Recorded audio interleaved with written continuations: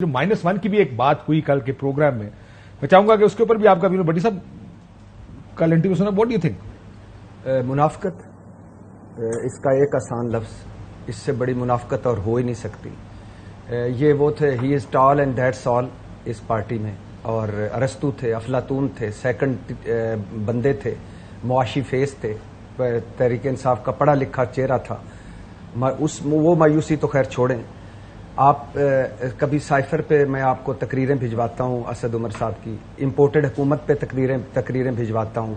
इन डाकुओं, लुटेरों, चोरों से मुज़ाकरात नहीं होंगे। मैं इनकी 3 तकरीरें आज मैंने सुनी।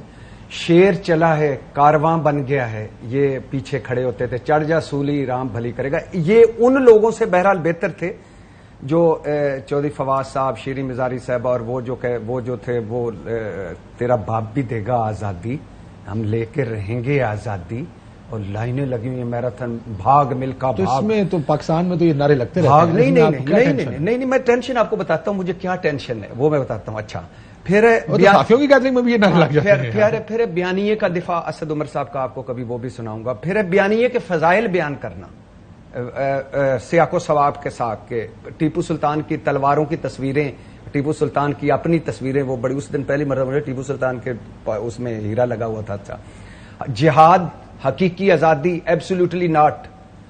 अच्छा, फिर ठीक है, आपने आज पता चला कि तहरीक इंसाफ के चेयरमैन ने बहुत गलत किया, बड़ा गलत था दिफा, तो आप किस लिए थे इस पार्टी में?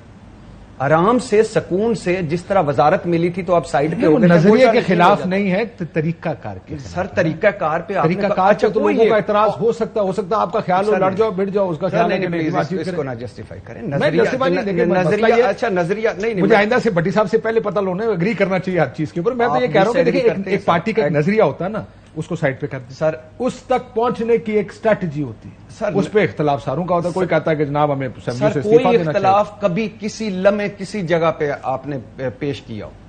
इसी इंटरव्यू में, आपको कितने इंटरव्यू दिए होंगे, किसी इंटरव्यू में उन्होंने कहा कि हम इस पार्टी पॉलिसी के साथ नहीं है? किसी इंटरव्यू में उन्होंने कहा कि मैंने तहरीक इंसाफ के चेयरमैन को कहा है कि ये ना करें? किसी इंटरव्यू में उन्होंने कहा, अच्छा ये दूसरी पार्टी में भी शामिल थे जो रातों को भी निकलती थी, ये उसमें भी शामिल थे, और उसमें भी शामिल थे जो सुबह इनकलाब लाती थी।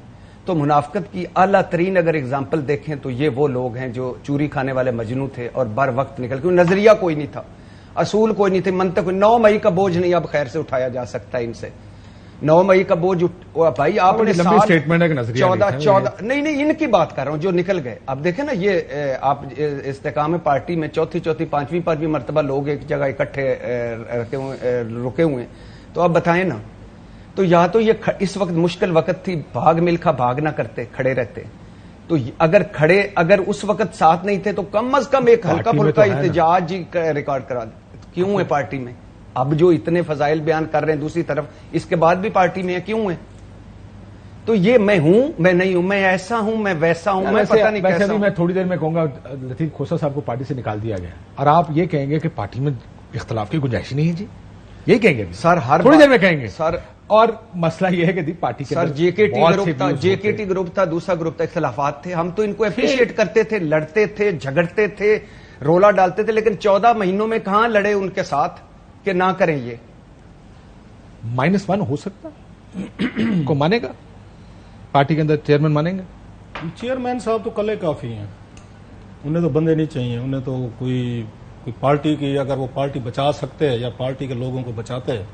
तो असद उमर साहब का मैं सुन रहा था, वैसे तो भट्टी साहब ने ये सेड वो सारी बातें कह दी है, नई बात इसमें। अब इस मौके पे असद उमर साहब को क्या ताने दिए जाएं कि आप किस वक्त क्या कह रहे थे, या कैसे आप लोग वो ट्रेंड चला रहे थे? फॉलन मैन को क्या बंदा यूटर्न तो उस पर इम्तियाज होता ना। अब सर यहाँ पे तो यहाँ पे भी लेवरेज देना जरा थोड़ी सी। इसमें 2-3 इसमें चीजें, वो कहते हैं it's very easy to be wiser after the event.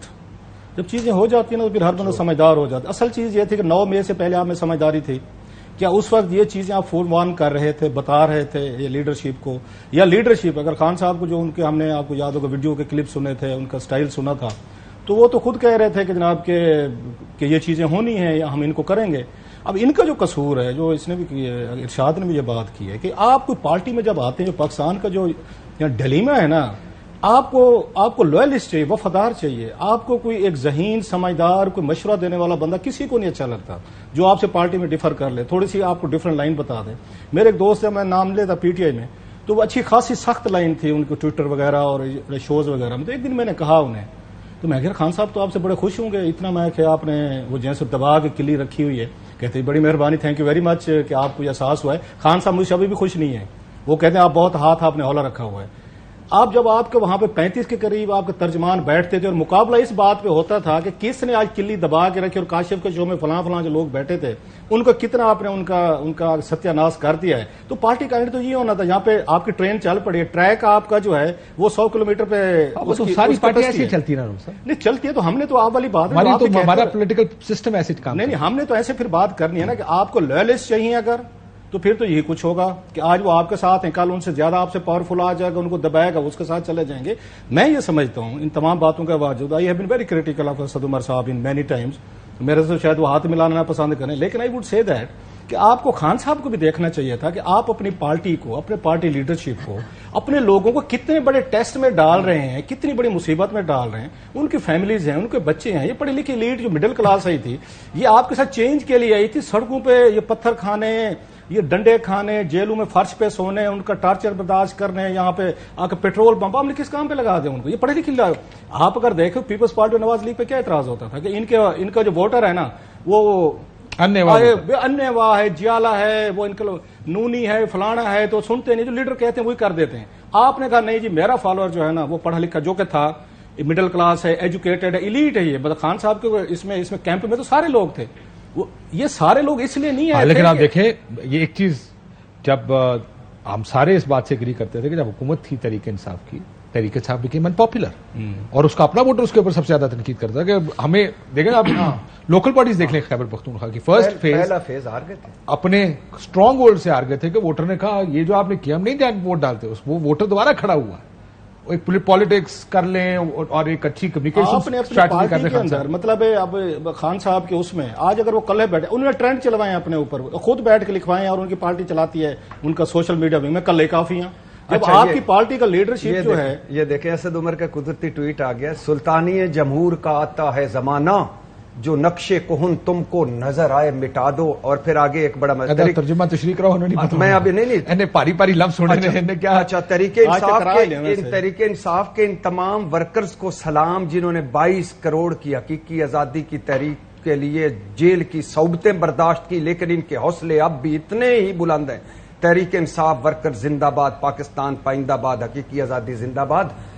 تو کیا ہوا اس میں؟ اب مجھے بتائیں, جب جیل جانے کا خود وقت آیا, بیٹھتے نا جیل میں, بیٹھتے جیل میں, اس میں یہ ہوا کہ جب جیل جانے کا وقت, ان کا کیا قصور ہے جو ان کی مائیں بہنیں بیٹے جو اس وقت جن کے کوئی فیس نہیں ہے, وہ ان کو استحکام پارٹی میں وہ کوئی لے نہیں رہا, ان کا کیا قصور ہے؟